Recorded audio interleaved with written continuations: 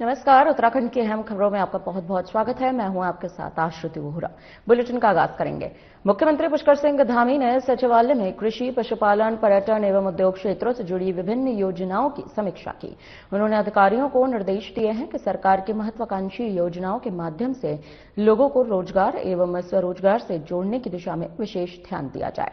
जन जन की सरकार, जन जन के द्वार अभियान के माध्यम से लोगों को इन तमाम योजनाओं की संपूर्ण जानकारी दी जाए ताकि वे इसका लाभ उठा सके। मुख्यमंत्री ने युवाओं के कौशल विकास पर विशेष ध्यान देने तथा उन्हें स्वरोजगार के लिए अधिकतम अवसर उपलब्ध कराने की दिशा में प्रभावी कार्य करने के निर्देश भी दिए हैं।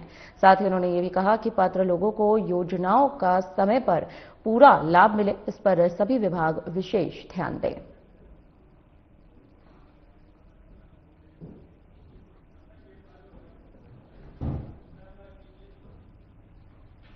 आपको बताते चले, हैदराबाद के बेगमपेट एयरपोर्ट में 29 से 31 जनवरी 2026 तक आयोजित प्रतिष्ठित एविएशन इवेंट विंग्स इंडिया 2026 में उत्तराखंड को best state for promotion of aviation and ecosystem के राष्ट्रीय सम्मान से नवाजा गया है। यह पुरस्कार मुख्यमंत्री पुष्कर सिंह धामी के नेतृत्व में राज्य सरकार की प्रभावी एविएशन नीतियों और बेहतर हवाई कनेक्टिविटी का परिणाम है। यह सम्मान केंद्रीय नागरिक उड्डयन मंत्री की ओर से प्रदान किया गया है। कार्यक्रम में सचिव सचिन कुर्वे, अपर सचिव आशीष चौहान और संजय टोलिया सहित कई गणमान्य मौजूद रहे। मुख्यमंत्री धामी ने यह कहा कि यह उपलब्धि प्रदेश की जनता, सरकार और एविएशन सेक्टर से जुड़े सभी हितधारकों की सामूहिक मेहनत का नतीजा है।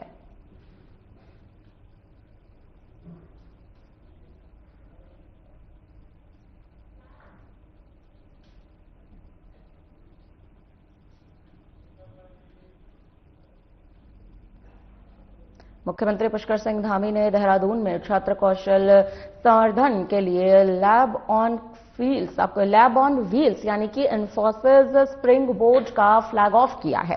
यह मोबाइल लैब छात्रों को एआई, कोडिंग, आईटी, अन्य इमर्जिंग टेक्नोलॉजी में हैंड्स ऑन प्रशिक्षण उपलब्ध कराएगा। वहीं बताते चले कि इसके माध्यम से छात्र विज्ञान के विभिन्न प्रयोगों की वर्चुअल मोड में भी सीख सकेंगे।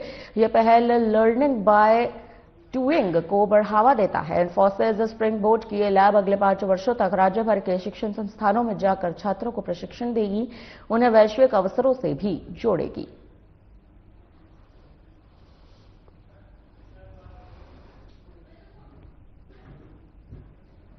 उत्तराखंड की सांस्कृतिक पहचान और सनातन परंपराओं को सिनेमा के माध्यम से प्रस्तुत करने की दिशा में एक महत्वपूर्ण पहल सामने आई है। देहरादून में पर्यटन एवं संस्कृति मंत्री सतपाल महाराज की मौजूदगी में गौ माता के महत्व पर आधारित फिल्म गौदान का टीजर, गीत और पोस्टर लॉन्च किया गया। इस अवसर पर मंत्री सतपाल महाराज ने कहा कि गौ माता भारतीय संस्कृति और सनातन परंपराओं का एक अभिन्न हिस्सा है और इस विषय पर बनी ये फिल्म समाज को सकारात्मक संदेश देगी। उन्होंने कामधेनु इंटरनेशनल प्रोडक्शन के बैनर तले बनी फिल्म गौदान की पूरी टीम को शुभकामनाएं दी और उम्मीद जताई कि यह फिल्म दर्शकों को अपनी सांस्कृतिक जड़ों से जोड़ने का कार्य जरूर करेगी।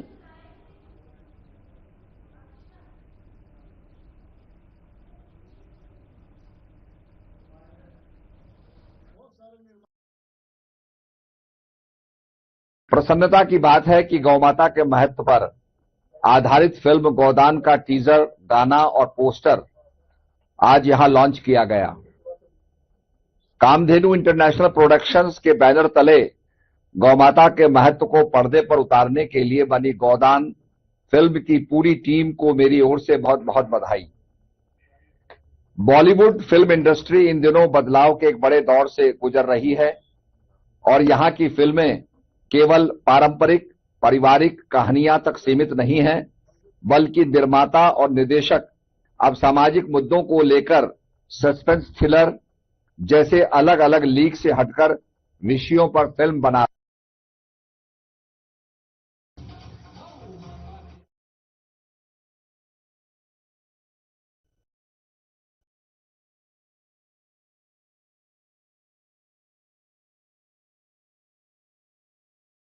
उत्तराखंड कांग्रेस ने बीजेपी सरकार के खिलाफ बड़ा मोर्चा खोल दिया है। कांग्रेस मुख्यालय में हुई प्रेस कॉन्फ्रेंस में प्रदेश अध्यक्ष गणेश गोदियाल, नेता प्रतिपक्ष यशपाल आर्या, पूर्व मुख्यमंत्री हरीश रावत संग पूर्व मंत्री हरक सिंह रावत और विधायक प्रीतम सिंह ने सरकार पर भ्रष्टाचार, महिला उत्पीड़न, अवैध खनन, भूमाफिया, संरक्षण और कानून व्यवस्था की विफलता के गंभीर आरोप लगाए। कांग्रेस नेताओं ने ऐलान किया है कि प्रदेश भर में जन जागरण अभियान चलाया जाएगा और 16 फरवरी को राजभवन का घेराव भी किया जाएगा। प्रदेश अध्यक्ष कांग्रेस गणेश गोदियाल ने कहा कि पिछले 2 दिन दिल्ली में कांग्रेस हाईकमान के साथ उत्तराखंड की स्थिति को लेकर गंभीर चर्चा हुई। कांग्रेस इन मुद्दों को मजबूती से जनता के सामने उजागर करेगी। साथ ही उन्होंने ये भी कहा कि कांग्रेस के मुताबिक बीजेपी सरकार हर मोर्चे पर विफल साबित हुई है।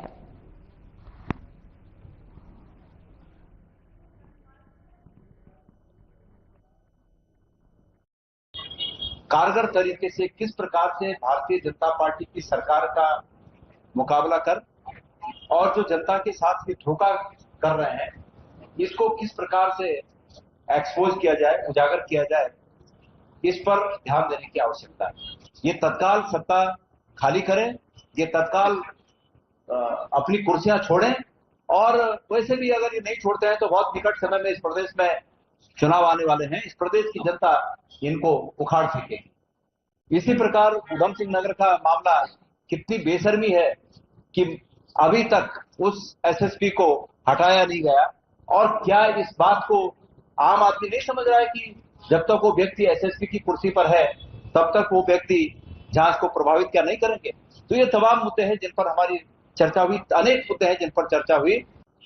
हमारी कोई भी लड़ाई अधूरी है यदि हम महिलाओं के ऊपर अत्याचार के मुद्दे की लड़ाई को अपने सत्य की लड़ाई मान करके, अपने आत्म स्वाभिमान की लड़ाई मान करके नहीं लड़ते हैं। हम अध्यक्ष आपको और आपकी टीम को बधाई देना चाहता हूँ।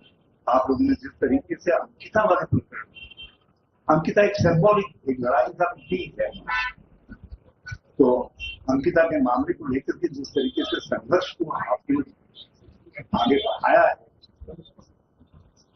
और मुझे पूरा विश्वास है अपनी बहनों के आशीर्वाद से आप इस संघर्ष में भी।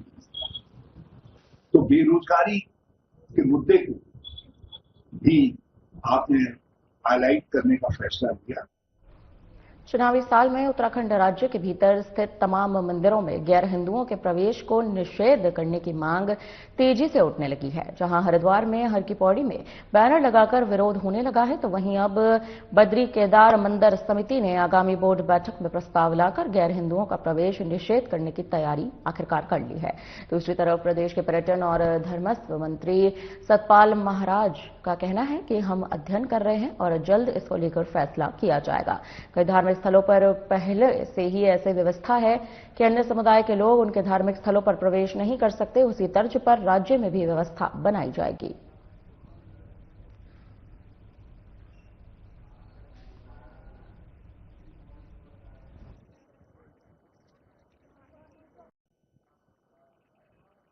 हिंदू संकीर्ण नहीं हो रहा है, उसमें जो एनोमलीज अभी आ रहे हैं, जो हमने स्टडी किया है, वो अध्ययन कर रहे हैं और क्या उसमें होगा, क्योंकि जो क्षेत्र है ये पूरा एक बहुत बड़ा विस्तृत क्षेत्र है जिसको हमने आध्यात्मिक माना है। आपने देखा होगा कि मक्का शरीफ में एंट्री करते हैं तो पहले ही वहां 40 किलोमीटर पहले बोर्ड लगा होता है कि कोई हिंदू अलाउड नहीं है, कोई ज्यू अलाउड नहीं है, कोई क्रिश्चियन अलाउड नहीं है। इसी प्रकार से हर जगह की रिस्ट्रिक्शंस होती हैं, तो उसके लिए अध्ययन किया जा रहा है। अध्ययन के पश्चात जो होगा वो आपके सामने हम रखेंगे। अमेरिका के वॉशिंगटन डीसी स्थित एक गैर सरकारी संगठन ने भारत में हेट स्पीच को लेकर अपनी एक विस्तृत रिपोर्ट सार्वजनिक की है। इस रिपोर्ट में कई भारतीय नेताओं के नाम दर्ज हैं, लेकिन सबसे ऊपर शांत और आध्यात्मिक पहचान वाले उत्तराखंड के मुख्यमंत्री पुष्कर सिंह धामी का नाम है।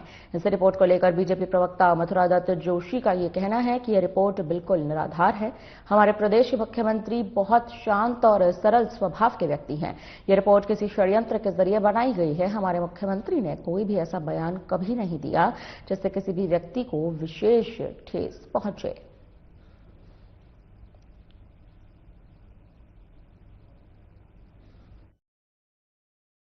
निश्चित रूप से बेमानी है। मुख्यमंत्री जी की कहीं पर भी कोई ऐसी हेट स्पीच नहीं है जिससे किसी वर्ग विशेष या समाज या किसी भी व्यक्ति विशेष को कोई चोट पहुंचाने का काम उन्होंने नहीं किया है। हाँ, सनातन की बात माननीय मुख्यमंत्री जी बार बार करते हैं और वो करती भी रहनी चाहिए। उनका अपना एक मंतव्य है, पार्टी की नीति भी है, पार्टी की रीति भी है। और जिस तरीके से अमेरिकन एजेंसी द्वारा, पत्रिका द्वारा ये सब कुछ किया गया, वो जानबूझकर एक षड्यंत्र के तहत भारतीय जनता पार्टी के खिलाफ माहौल बनाने के लिए ये सब कुछ किया जा रहा है, मुख्यमंत्री के खिलाफ माहौल बनाने के लिए। लेकिन मुख्यमंत्री ने कहीं पर भी किसी भी कभी भी किसी भी वर्ग विशेष के बारे में कोई ऐसे शब्द नहीं किए हैं। उत्तराखंड में रोजगार को लेकर बीजेपी और कांग्रेस के बीच सियासी बयानबाजी तेज हो चुकी है। बीजेपी सरकार का दावा है कि मुख्यमंत्री पुष्कर सिंह धामी के कार्यकाल में अब तक 27,000 से अधिक युवाओं को नौकरियां दी गई हैं। तो वहीं प्रदेश कांग्रेस अध्यक्ष गणेश गोदियाल ने इन दावों को खारिज करते हुए सरकार पर नौकरियां बेचने का आरोप लगाया। इस पर पलटवार करते हुए बीजेपी प्रदेश महामंत्री कुंदन परिहार ने कहा कि सीएम धामी के नेतृत्व में युवाओं को रोजगार देने के लिए योजनाबद्ध तरीके से काम किया जा रहा है।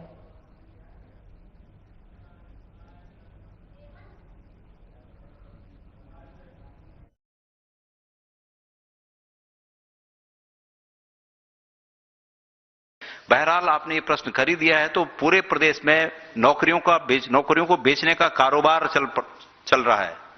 मैं कई बार कह चुका हूं कि उत्तराखंड में नौकरियों को बेचने का कारोबार चल रहा है मंत्रियों के घरों से। ये प्रकरण भी उसी का एक हिस्सा है। माननीय पुष्कर सिंह धामी जी के नेतृत्व में जो यहाँ के युवा साथी हैं, उनके रोजगार के लिए और उनके आजीविका के लिए जिस प्रकार से योजना बनाई गई है और जिस संदर्भ में उन्होंने जो पिछले दिनों यहाँ पर नकल के प्रकरण सामने आए थे, उसके लिए कठोर कानून उन्होंने बनाया है। और इस कानून को बनाने का लाभ ये हुआ कि आज लगभग 27,000 से अधिक युवाओं को बिना किसी सिफारिश के उनको विभिन्न विभागों में रोजगार प्राप्त हुआ है। और चूंकि कांग्रेस ने अपने कार्यकाल में कभी इस प्रकार का कोई उपाय नहीं किए, प्रयास नहीं किए, कांग्रेस केवल और केवल एक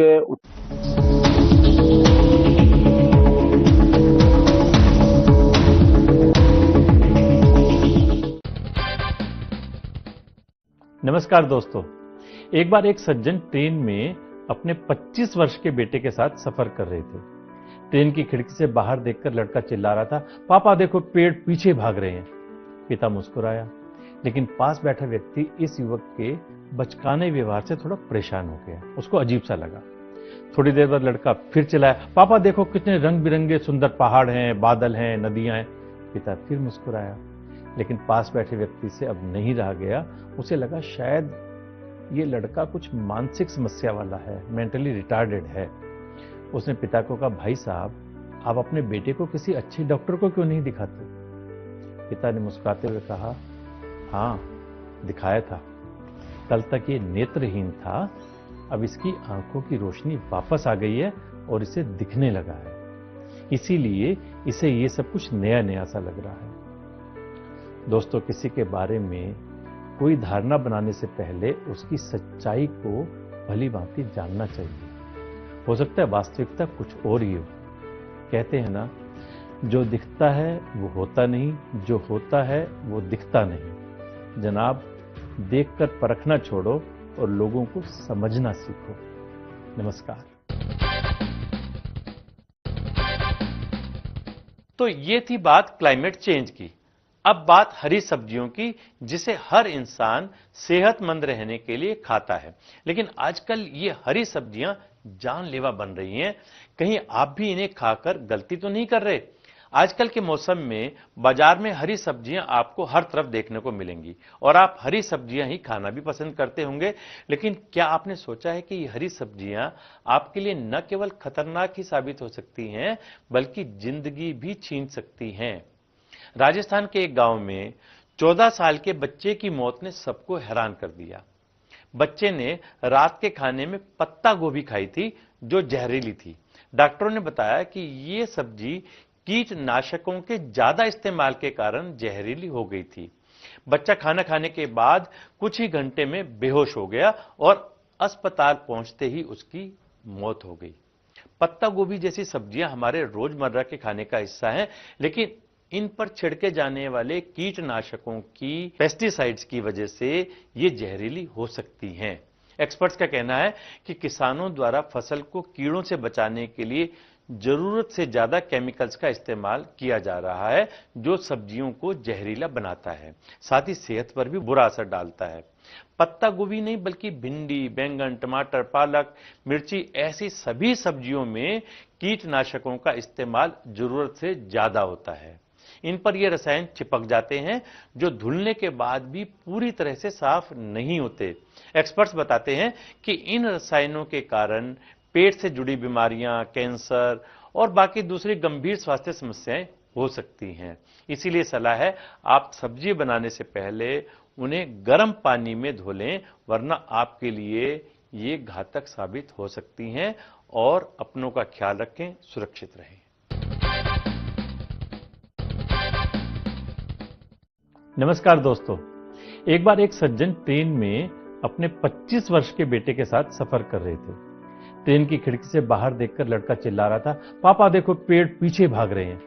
पिता मुस्कुराया, लेकिन पास बैठा व्यक्ति इस युवक के बचकाने व्यवहार से थोड़ा परेशान हो गया। उसको अजीब सा लगा। थोड़ी देर बाद लड़का फिर चिल्लाया, पापा देखो कितने रंग बिरंगे सुंदर पहाड़ हैं, बादल हैं, नदियां हैं। पिता फिर मुस्कुराया, लेकिन पास बैठे व्यक्ति से अब नहीं रहा गया। उसे लगा शायद ये लड़का कुछ मानसिक समस्या वाला है, मेंटली रिटार्डेड है। उसने पिता को कहा, भाई साहब आप अपने बेटे को किसी अच्छे डॉक्टर को क्यों नहीं दिखाते? पिता ने मुस्कुराते हुए कहा, हाँ दिखाया था, कल तक ये नेत्रहीन था, अब इसकी आंखों की रोशनी वापस आ गई है और इसे दिखने लगा है, इसीलिए इसे ये सब कुछ नया नया सा लग रहा है। दोस्तों, किसी के बारे में कोई धारणा बनाने से पहले उसकी सच्चाई को भली भांति जानना चाहिए। हो सकता है वास्तविकता कुछ और ही हो। कहते हैं ना, जो दिखता है वो होता नहीं, जो होता है वो दिखता नहीं। जनाब, देखकर परखना छोड़ो और लोगों को समझना सीखो। नमस्कार। क्या आप दुबले पतले कमजोर हैं? आपकी सेहत नहीं बनती, भूख कम लगती है, वजन नहीं बढ़ता? दरअसल मेन बात खाना पीना नहीं है, मेन बात है खाया पिया लगना। और अगर खाया पिया लगेगा ही नहीं तो आपकी सेहत बनेगी कैसे? इसलिए हमारी संस्था सन्यासी आयुर्वेदा ने एक ऐसी दवा का निर्माण किया है जो कि आपके लिवर, आपके पाचन तंत्र को दुरुस्त करने का काम करती है, ताकि आप जो भी खाएं उसका पूरे का पूरा निचोड़ आपके शरीर को लगे, आपकी भूख बढ़े, खाया पिया सही से लगे, नया खून बने, हड्डियों में जान आए, वजन बढ़े और आप मोटे तगड़े खूबसूरत पर्सनैलिटी के मालिक बन जाए। सिर्फ 655 रुपए की पूरे 1 महीने की दवा होती है और आप इसे घर बैठे 011-45454545 पर फोन करके दवा मंगवा सकते हैं। डॉक्टर ऑर्थो ऑयल के रेगुलर मसाज से जॉइंट हेल्थी रहते हैं। और अगर प्रॉब्लम बहुत पुरानी है तो डॉक्टर ऑर्थो कैप्सूल्स साथ लेना ना भूलें। अब दर्द भी घुटने टेकेगा।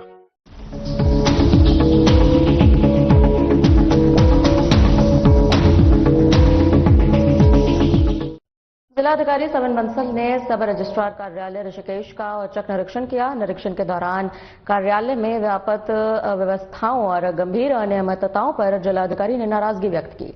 सब रजिस्ट्रार के बगैर ही अवैधानिक रूप से लिपिक द्वारा विलेखों का निबंधन किया जाना पाया गया है। इस दौरान मूल अभिलेख लौटाने रजिस्ट्री की नकल देने को हजारों आमजन परेशान हो रहे हैं। निरीक्षण के दौरान कार्यालय में एक होस्ट कार्मिक भी मिला है जिसकी न कोई नियुक्ति पत्र है, न ही उपस्थित पंजिका में कोई नाम है। तो वहीं उपस्थित फरियादियों ने अपनी आप बीती प्रशासन को सुनाई, जिस पर उप जिलाधिकारी ऋषिकेश को आवश्यक दिशा निर्देश दिए गए हैं।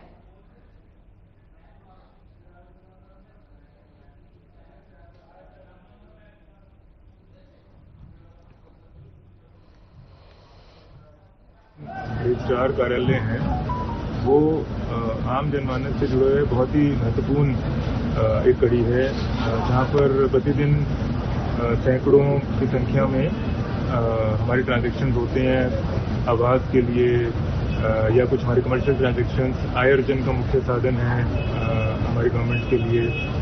और चाहे वो फ्रेश परचेज सेल हो या रीसेल हो, उसमें आय अर्जन से कहीं अधिक ज्यादा जो एक हमारे आमजन को सुविधा प्रदान करने का मैंडेट है और लक्ष्य है हमारी एडमिनिस्ट्रेशन का, गवर्नमेंट का, उसमें प्राय ये देखा जा रहा है कि जो एक्ट के अकॉर्डिंग, रूल्स के अकॉर्डिंग दिवस निर्धारित हैं कि कितने दिवसों में उनके ओरिजिनल डॉक्यूमेंट्स को हमें लौटा देना है और उसकी पूरी प्रक्रिया लेट डाउन है। कितने दिनों में यदि कोई अपनी नकल रजिस्ट्री मांग रहा है तो उसको ऑनलाइन ही निकाल कर दे देनी है। जो अर्जेंट, वेरी अर्जेंट और नॉर्मल नेचर की हैं उसमें भी 3-4 दिन से ज्यादा का समय नहीं दिया गया है। मुख्यमंत्री पुष्कर सिंह धामी के प्लास्टिक मुक्त उत्तराखंड संकल्प को मजबूती देने के लिए देहरादून नगर निगम ने ऑटोमेटिक प्लास्टिक बोतल क्रशर मशीन की शुरुआत की है। आपको बताते चले, ट्रायल बेस पर यह मशीन शहर की 50 जगहों पर लगाई जाएगी, जिनमें प्रमुख पर्यटक स्थल, रेलवे स्टेशन, बस स्टेशन, शैक्षिक संस्थान, पार्क, सरकारी भवन और मुख्य चौराहे शामिल हैं। इस पहल का उद्देश्य प्लास्टिक प्रदूषण पर नियंत्रण पाना और प्लास्टिक वेस्ट से टेबल, कुर्सी, फ्लाईओवर, वहीं पॉट व सजावट वस्तुएं जैसे उपयोगी सामान तैयार करना है। मैं आपको बता दें, मेयर सौरभ थपलियाल ने कहा है कि यह पहल सिंगल यूज प्लास्टिक पर रोक लगाने और देहरादून को स्वच्छ बनाने में मील का पत्थर साबित होगी।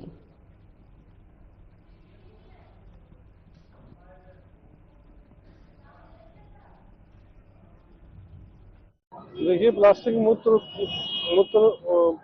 जो प्लास्टिक है, प्लास्टिक पूरा मुक्त हो उत्तराखंड, उसके दिशा में एक बेहतर प्रयास है और बोतल क्रशिंग मशीन के द्वारा निश्चित तौर पर सिंगल यूज प्लास्टिक जो है उससे हम पूरे देहरादून को मुक्त कराएंगे। नगर निगम के द्वारा पूर्व में भी प्लास्टिक बैंक्स के माध्यम से सिंगल यूज प्लास्टिक के कलेक्शन पर जोर दिया गया है और वर्तमान में उसका एफिशिएंट डिस्पोजल कैसे हो सके, उसी क्रम में ये बॉटल क्रशर मशीन लगाई गई है। जो यूज्ड बॉटल्स होती हैं उनको फाइन पैलेट्स में इस मशीन के द्वारा कन्वर्ट किया जाएगा, जिनका साइज 0.5 mm से भी कम बताया जा रहा है और इनको इजीली सर्कुलर इकोनॉमी के मॉडल के तर्ज पर फर्नीचर मेकिंग, रोड मेकिंग इत्यादि कार्यों में उपयोग किया जा सकेगा, जिससे कि जो हमारा प्लास्टिक वेस्ट हो भी रहा है जनरेट, उसको भी डिस्पोज किया जा सके। साथ ही साथ पहली बार मुहिम चलाई जा रही है कि सिंगल यूज प्लास्टिक को डिस्करेज भी किया जाए और जो उसका वेस्ट जनरेट हो रहा है उसको उपयोगी कार्य के लिए डाइवर्ट किया जा सके, सर्कुलेट किया जा सके, उसी दिशा में ये कदम है। इसको वर्तमान में लगाने में नगर निगम के द्वारा कुछ भी निवेश नहीं किया गया है। ये पीपीपी मोड में संबंधित फर्म के द्वारा इसको स्थापित किया गया है। लालकुआ में कोतवाली शहर की तीसरी आंख कही जाने वाली सीसीटीवी निगरानी व्यवस्था लंबे समय से ठप पड़ी है।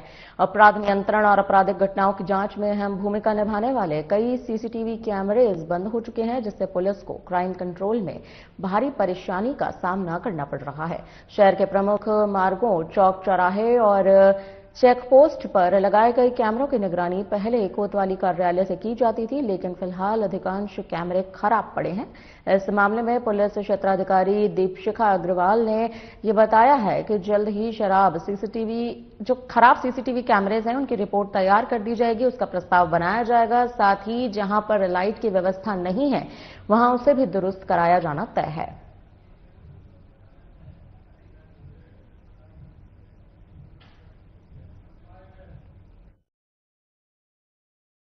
हमारे बीच में जब मौसम खराब हुआ तो कुछ खराब हो गए थे, तो उसमें कोतवाली को निर्देशित किया गया कि इसमें रिपोर्ट प्रेषित करेंगे, उनको शीघ्र ठीक करवाएंगे। जो वहाँ पे जो लाइट्स हैं उसके लिए हमने एनएच को भी बीच में रिपोर्ट दी थी, बीच में वो चलने लगे थे, शायद अभी हो सकता है ना चल रहे हो, तो उसमें दोबारा रिपोर्ट। जसपुर में भारतीय किसान यूनियन की मासिक बैठक कृषि मंडी उत्पादक सहकारी समिति के सभागार में आयोजित की गई है। इस बैठक में क्षेत्र के किसानों की प्रमुख समस्याओं को लेकर 3 प्रस्ताव पारित किए गए। इसके बाद भाकियू कार्यकर्ताओं ने जसपुर एसडीएम के नाम एक ज्ञापन तहसीलदार दलीप सिंह नेगी को सौंपा। ज्ञापन में किसानों ने राइस मिलरों द्वारा धान की फसल का समय पर भुगतान न किए जाने का मुद्दा उठाया। साथ ही लोगों द्वारा पालतू पशुओं को छोड़ देने से फसलों को हो रहे नुकसान को रोकने के लिए जसपुर में गौशाला खोलने की मांग भी की। इसके अलावा विद्युत विभाग द्वारा बिजली बिलों में एएसडी और अन्य अतिरिक्त चार्ज वसूली बंद करने की मांग भी रखी गई है।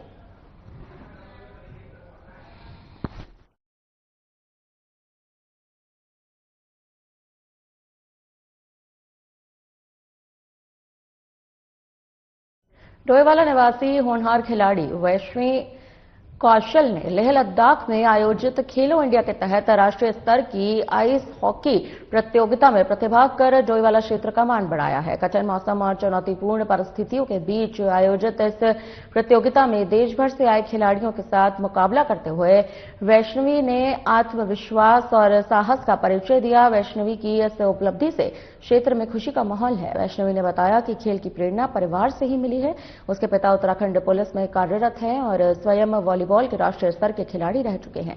तो वहीं माता जया कौशल एक गृहिणी होते हुए भी बेटियों को खेलने में आगे बढ़ाने के लिए निरंतर प्रयास और प्रोत्साहन करती रहती हैं।